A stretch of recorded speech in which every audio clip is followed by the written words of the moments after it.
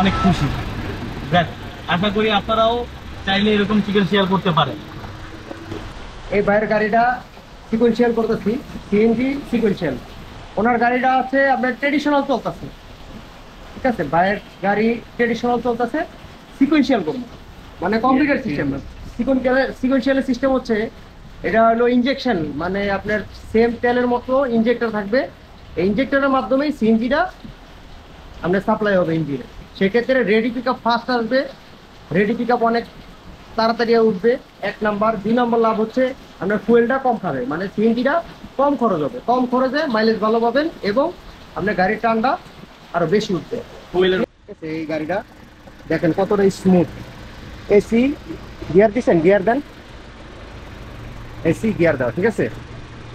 গাড়ির স্মুথনেসের ব্যাপারে বলেন।